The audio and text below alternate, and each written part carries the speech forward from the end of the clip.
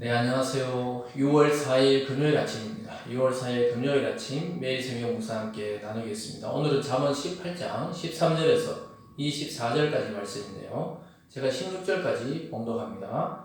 사연을 듣기 전에 대답하는 자는 미련하여 욕을 당하느니라.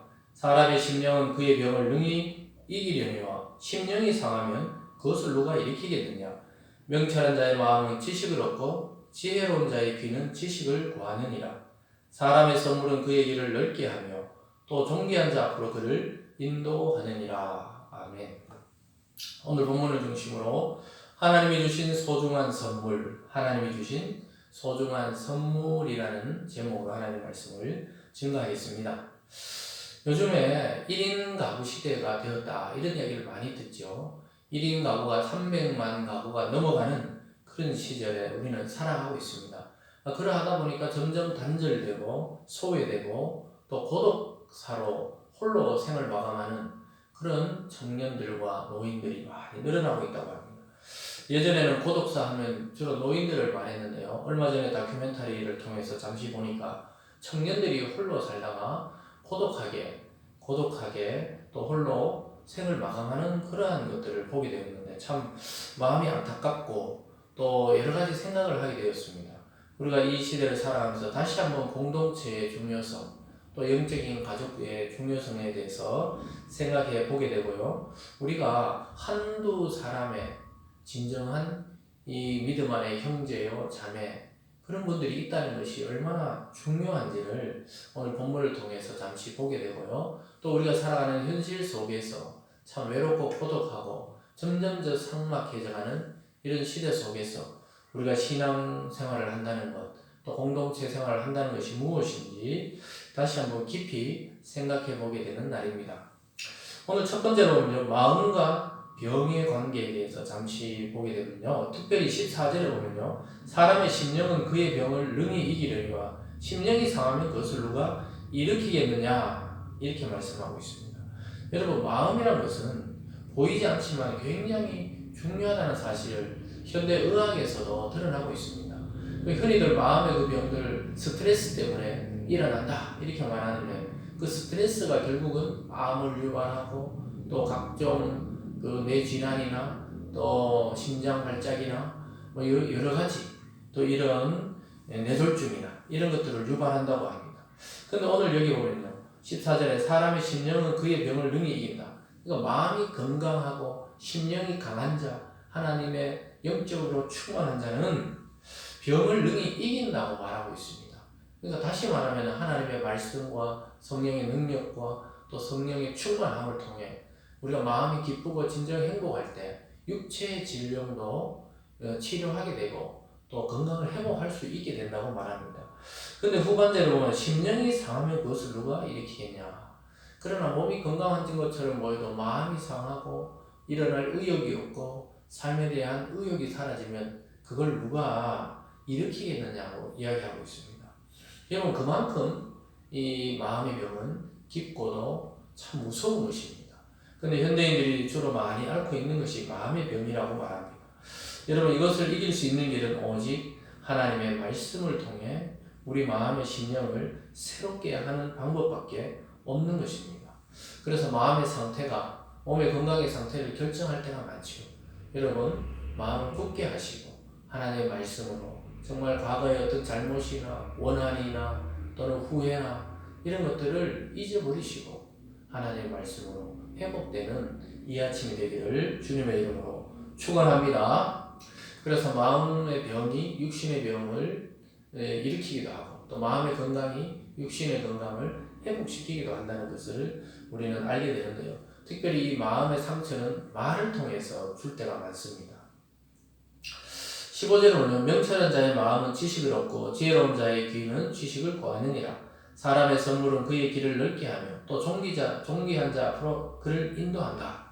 명철한 자는 마음이 지식을 얻고 지혜로운 자는 귀의 지식을 구한다. 그러니까 하나님의 말씀을 듣고 지혜를 구한다는 것이죠. 그래서 마음을 일으키는 것, 심령에 상한 심령을 치유하는 것은 말입니다. 하나님의 말씀입니다. 그것은 선물과 같다고 이야기하고 있습니다.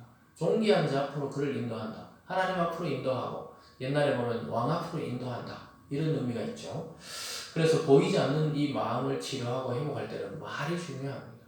사랑하는 성도 여러분, 여러분이 속한 가정과 공동체, 또 직장과 사회 속에 우리도 참 힘들 때도 많이 있지만 우리가 하나님께 들은 이 말씀을 통해 축복을 선언하고 먼저 자기 자신에게 참 너는 귀한 자다, 하나님 안에 귀한 자다 선포하시고 또 여러분 가족에게 또 이웃에게 그런 말들을 통해 이 세상을 치유해 나가는 진정한 성도의 삶을 살아가시기를 주님 이름으로 축원드립니다. 두 번째로 갈등의 해결을 위한 지혜의 길에 대해서 이야기하고 있습니다. 갈등을 그냥 방치하는 것이 아니고 지혜를 통해 그것을 해결하는 것을 말합니다. 먼저 올바른 그 해결 방법은 17절에 송사에서는 먼저 온 사람의 말이 바른 것 같으나 그의 상대자가 와서 밝히니라. 먼저 와서 막 이야기하는 사람이 자기 위주로 이야기하죠. 그 사람의 말이 맞는 것 같은데 뒤에 사람도 들어봐야 된다는 거죠. 그래서 서로의 이야기를 잘 들어보고 결정을 해야 된다는 것입니다. 18절에도 제비 뽑는 것은 다툼을 그치게 하여 강한 자 사이에 해결하게 하느니라. 그러니까 제비를 뽑아 공평하게 순서를 정하고 공평하게 어떤 일에 대해서 결정하면 그래서 서로 다툼을 그치게 하고 해결이 된다고 이야기하고 있습니다. 19절에도 노엽게 한 형제와 화목하기가 견고한 성을 취하기보다 어려운 줄 이러한 다툼은 산성 문빗장 같으니라. 그러니까 아예 이 말을 통해서 서로 막 화가 나 있는 상태에서 화목하는 것이 성을 취하기, 그 전쟁에서 성을 차지하는 것보다 어렵다고 이야기합니다.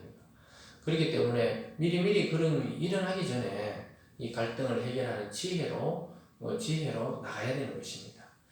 20절에 보면요, 또 말의 힘에 대해서 계속 나옵니다. 사람은 입에서 나오는 열매로 말미암아 배부르게 되나니 곧 그의 입술에서 나는 것으로 말미암아 만족하게 된다.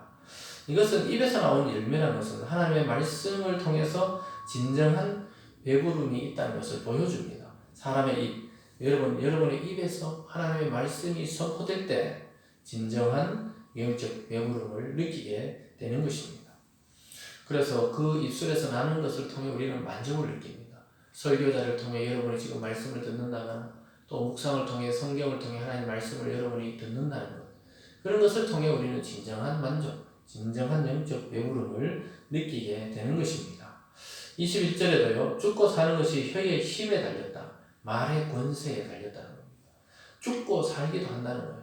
아까 마음에 병이 들기도 하고 치유하는 것도 말이고, 이 말의 권세, 예전에 왕정 시대에는 왕의 한마디가 어떤 자를 죽이기도 하고 살리기도 했던 것처럼 하나님의 말씀 한마디가 이 죽고 사는 것을 결정합니다. 여러분의 말 한마디 한마디가 누군가를 살리기도 하고 죽을 것 같이 힘들게 만들기도 한다는 것입니다. 그러면서 후반절에 혀를 쓰기 좋아하는 자는 혀의 열매를 먹으리라. 혀를 쓰기 좋아한다, 남의 말하기 좋아하는 자는 그 남의 말하는 것 때문에 자기가 어려움을 당하게 되는 것이죠. 그래서 우리가 말의 권세, 특별히 리더들, 높은 자리에 있을수록 또는 이 사람을 부리는 자리에 있을수록 말은 굉장히 주의할 필요가 있습니다.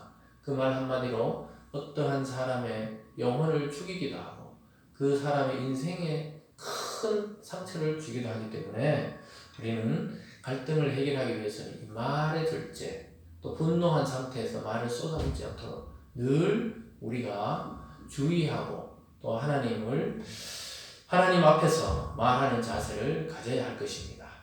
오늘 마지막 세 번째로 보면요, 지혜로운 인간관계에 대해서 나오고 있습니다. 지혜로운 인간관계에 대해서 세 가지가 나와요. 아내에 대해서, 가난한 자에 대해서, 또 진정한 친구에 대해서, 이런 세 가지를 통해 진정한 인간관계, 지혜로운 인간관계는 어떤 것인지 이야기합니다. 22절입니다.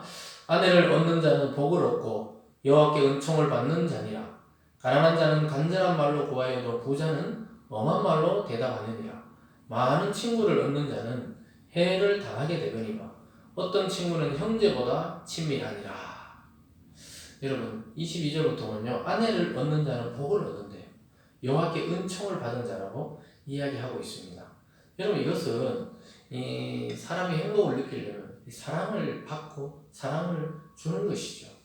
그래서 꼭 아내로 말하고 있지만 남편이 될 수도 있고 가족이 될 수도 있고 형제가 될 수도 있습니다. 그 가족을 얻게 되는 자 또는 영적으로는 공동체 속에 형제 자매가 되어서 그것을 얻는 자는 복을 얻어서 하나님께 은총을 받게 된다. 이렇게 이야기하고 있습니다. 저와 여러분은 가족이 또는 믿음의 공동체가 또 여러분이 가지고 온 직장과 그 주위에 있는 형제 자매들을 하나님의 은총으로 여겨야 됩니다. 또한 우리 자신이 그들에게 하나님의 은총의 선물이 되도록 우리를 잘 말씀으로 갈고 다듬어야 할 것입니다. 23절에도 가난한 자는 간절한 말로 구하여도 부자는 엄한 말로 대답하느니라. 이 가난한 자에 대해서 우리가 업신여길 필요가 없고 또 가난한 자를 자기 이웃으로 받아들여야 하는 것이죠. 24절에도 많은 친구를 얻는 자는 해를 당하게 되거니와 어떤 친구는 형제보다 친밀하다.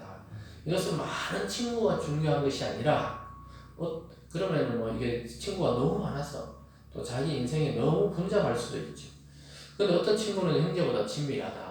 그러니까 멀리 떨어진 형제보다 가까이 믿음의 공동체 안에서 말씀을 나누고 은혜를 나누는 그 형제 자매가 더 친밀한 것입니다. 신앙의 친구들. 때로는 한두 명의 이런 마음을 나눌 수 있는 신앙의 친구가 수십 명의 친구보다 나을 수 있다고 이야기하고 있습니다. 사랑하는 여러분, 참으로 친구도 아내도 또 가족들도 전부 하나님 주신 소중한 선물입니다. 반대로 여러분 자신이 또 누군가에게 그런 소중한 선물이 되기를 바랍니다. 신앙 안에서 마음과 삶을 나눌 한두 사람의 중요한 그 형제 자매를 꼭 옆에 두기를 바랍니다. 그리고 여러분 자신도 누군가에게 그런 한두 명의 소중한 친구가 되어주기를 주님의 이름으로 축원드립니다. 기도하겠습니다. 사랑의 하나님 아버지 감사합니다. 하나님 우리에게 주신 소중한 형제자매들, 가족들, 또 공동체 형제자매들 우리가 잊어버리지 않게 도와주시고 우리 자신도 누군가에게 소중한 사람이 되게 도와주시옵소서. 특별히 말의 힘과 권세를 알고 우리 마음속을 하나님 말씀으로 채워서 누군가를 만났을 때 축복의 말, 회복의 말, 사랑의 말, 무엇보다 존중하고 인격적으로 대하는 그런 말이 우리 입술 속에서 넘쳐날 수 있도록 하나님 복내려 주시옵소서. 우리의 부족한 입술을 다듬어 주시고 또 부족한 마음에 은혜로 채워주셔서 오늘 하루도 또 우리 일생도 남을 축복하며 이 세상을 축복하며 하나님의 귀한 선물이 되어 살아가는 우리 모두가 될 수 있도록 인도하여 주시옵소서. 감사드리며 예수님 이름으로 기도드리옵나이다. 아멘.